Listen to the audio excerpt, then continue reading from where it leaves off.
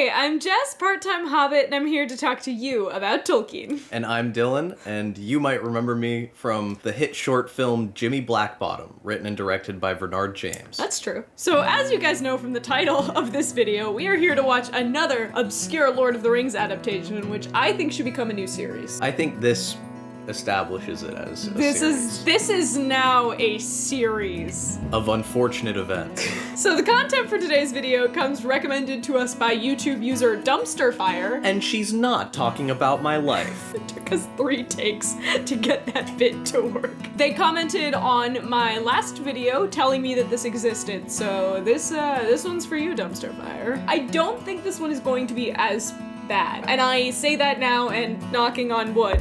This episode is sponsored by Sunny Delight. It tastes like orange juice if it was made by someone who had never had orange juice. Sunny D, make it orange. So this originally aired in 1993. It's a 9-part television series, or we're probably only going to be watching the first half of it today. So this was based off of a 6-hour stage play that was then adapted for TV, but it carried over many of the same actors, so I'm kind of curious to see how having it originally as a stage production may carry across onto the screen. Without any further ado, let's get into this. Okay, I think we got like some scale models as well as flat paintings. Did the ring just fly out of the volcano? It did. Yeah, I'm a fan of this.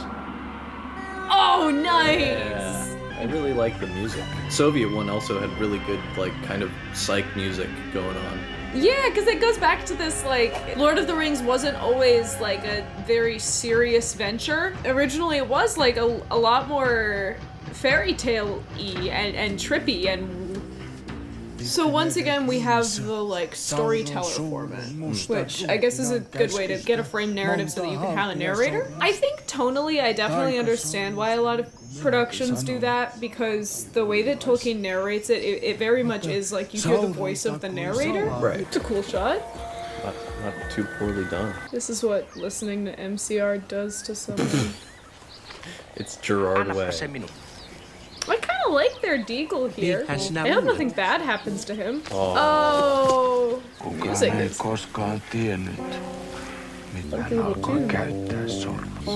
what we'd call a walking bass line. He's walking. Oh, cool. There's a bass line. This is a lot of exposition, though. Yeah, I'm imagining it happening on stage. As the first 20 minutes of a 6-hour play? Right, kind of being like, I'm clocking out here. Yeah. This is not a very fun bedtime story for these kids, by the looks of it. Yeah, they don't even look like frightened or intrigued, they're just like... There's no delight. Yeah. The vision of Gollum is simply a green, naked, bald man? I approve, personally. It's simple. I like it. They're just hanging out, but it's oddly delightful to have them just kind of sitting there just like... Crack open a couple beers and just chill. A couple of brewskis with the boys. I think that not making him like small and big-eyed, he feels a lot more human in this than he does in Peter Jackson's version, because they didn't make him kind of an alien creature. They really just kind of made him like a weird guy. It changes this interaction from being this like innocent hobbit being stalked by a creepy creature to someone trapped in an awkward social situation with someone who's kind of weird. What's he eating? Take a fish. It's you. If only. My buddy Ian makes that exact noise. Shout out to you, Ian, for making that noise. When I'm trying to catch a cat in my neighborhood.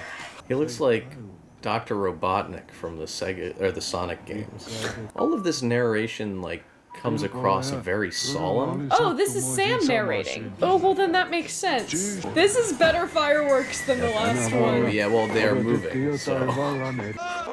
Whoa!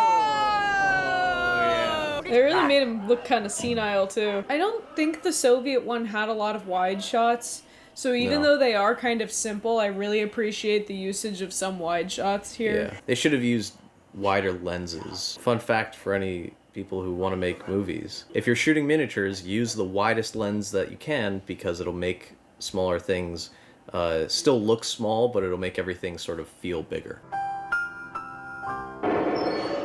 I liked that. Yeah, I enjoyed that. They really like making the eyes pop, where everything else is in shadow and you're just seeing eyes. It's very noir, which is never something I thought I would say about an adaptation of The Lord of the Rings. A lot of this I can see how it came from the stage in terms of like the very dramatic lighting and stuff. As much as I like the models and stuff like that, I don't know how I feel about the hobbit holes just sort of being shacks. Yeah, I mean, it's not really in the ground, you know. Yeah. In a hole in the ground, there lived a hobbit. I would rather them show the exterior of houses that don't look right than just avoid showing any exteriors of anything at all. Definitely. I appreciate that it's there. But it's not a hobbit hole, these are just shacks. Hobbiton also is definitely lacking some, like, charm and liveliness. Real bros hold hands, real bros hold hands. Swanky music. I really like it. It's like Twin Peaks music. Not at all, but the jazz element. Oh, yeah. Twin Peaks invented jazz music. I expected it to visually look worse than it does. Like, everything's been kind of simple and a little generic, but none of it's been, like, bad like it was in the Soviet one. I think we feel spoiled because we watched the Soviet version last. Why is he clipping the through? Swanky music while the Black Rider clips through the green screen background? Yeah, we just gotta make our way through the green fog area, and it's only a couple miles after that. Don't mind if I do.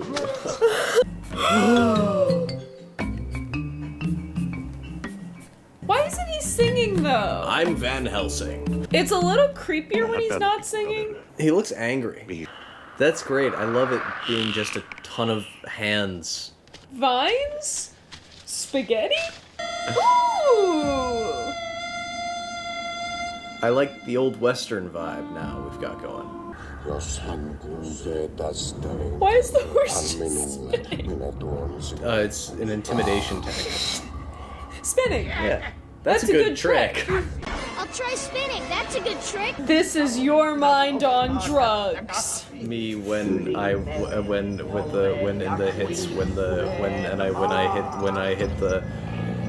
hit the Zaza. Whoa. I don't like that Tom Bombadil doesn't sing. He seems very joyless in this. Yeah. Which I think takes away a bit from Tom Bombadil. Tosi kurja erota herra Pompadilusta.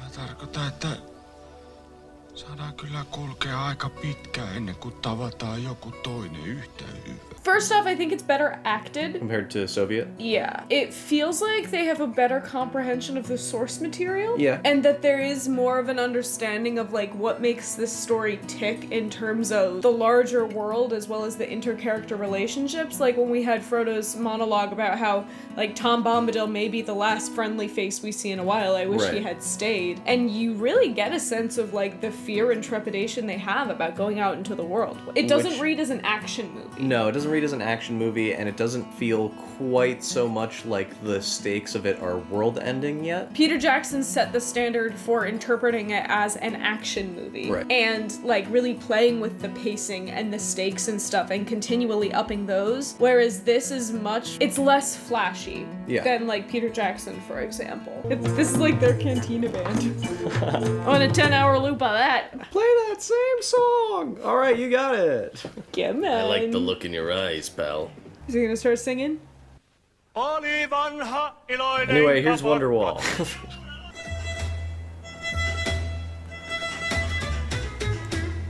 Like, this is the most fun that it's been so far, you know? Yeah. It has felt kind of solemn. This is a riot. Yeah, he really didn't have to do that. Kids, this is why we don't do magic tricks.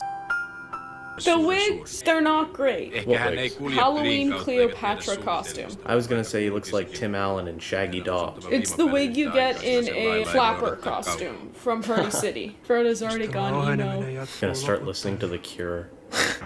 Interesting animation. I'm intrigued by the way they did that. So we just finished up part 4, and we're gonna leave it there for today. We'll get back to this in another week or two, depending on how this works out. I kind of liked it. It's not great. Like, it's not an amazing amazing piece. It's not a great adaptation or anything, but there are certain aspects of it that I think I liked. The lighting of it looked kind of interesting at moments. When they wanted to go for a certain feel, Right. they knew how to use the lighting to make it do that. But approaching it from the side of the plot, one of the issues that I have is that there are a lot of moments in this that are in this version but were maybe cut out of the Peter Jackson version. In this version, even though they're still there, they cut down on them being there. Like, Tom Bombadil shows up and very quickly is gone again. It felt like they didn't want to like cut any of the story beats. Yeah. However, they were willing to just like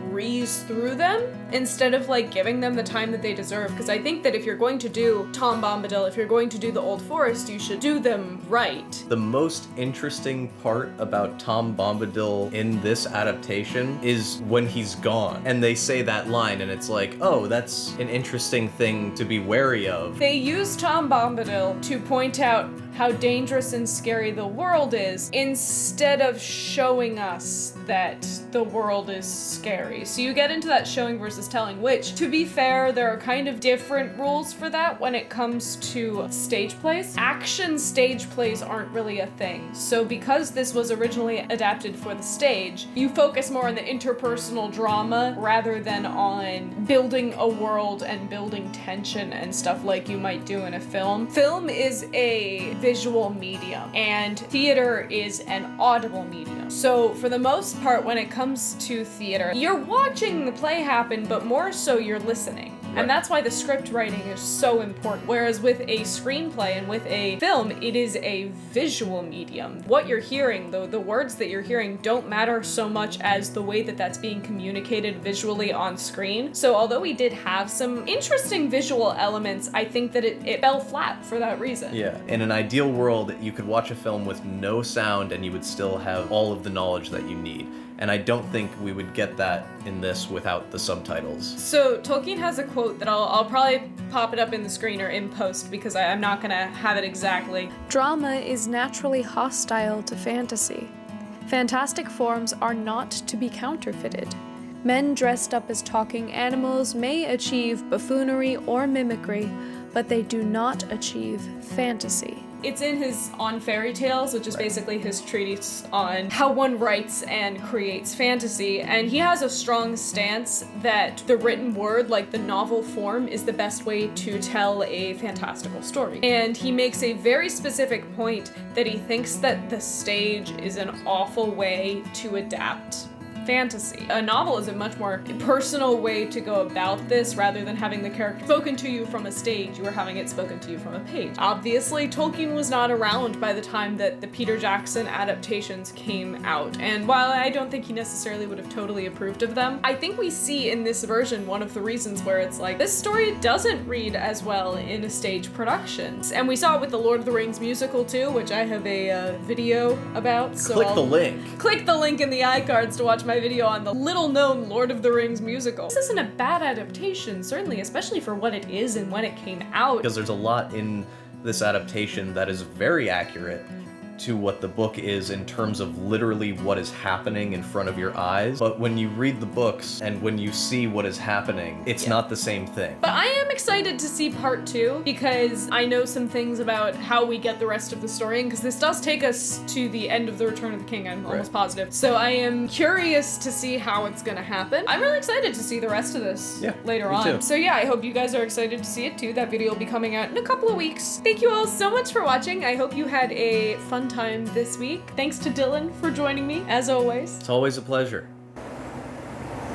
Make sure that you like this video if you enjoyed it to help me out in the algorithm, and subscribe so that you don't miss a single one of my videos. I post pretty much every single week with lots of fun Lord of the Rings content, so if that's your jam, please subscribe. If you'd like to donate any money to the channel, the link to my Ko-fi virtual tip jar is right in the description. You only have to donate $2 or $3, and everything goes towards this channel and making it better. Thank you all so much for joining us this week, and I hope that you all have a very happy Hobbity day.